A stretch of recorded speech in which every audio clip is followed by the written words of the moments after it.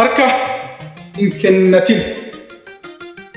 Ta'uu osoo dandeettu ol qabattee mataa maaf laafaa of gootee iddoo kufte ciifta.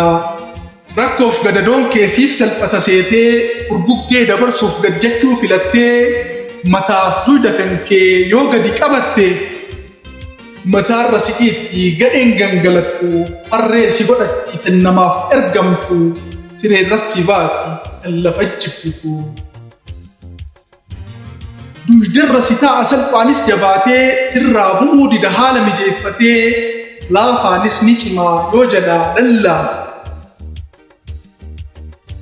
Yeroo dharri cimee dhugaa raasu kanatti bara dabarsuudhaaf gad jetteetii miti ol jettee deemtee yoo jiruun ni ulfaatti. Leenca osoo caaltu laaftee akka hantuutaa maaf rakkoo xixiqqoon sakaalamtee kuftaa tattaafadhu ka'i ka'uu ni dandeetta.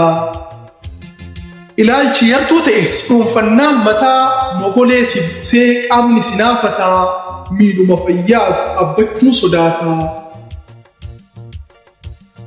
Cimtus hin moo'attu ni moo'ama jennaan moo'uun ni jabaata sodaataa dorgomnaan. Garuu ati nama addaati beeknaan hunda caaltaa cimina osoo qabdu maaliif laaffiftaa? Kabaja osoo qabdu maaliif tal'iftaa? Hunda osoo caaltu maaf yartuu of goota? Hunda osoo qabdu maaf hiyyoomsita?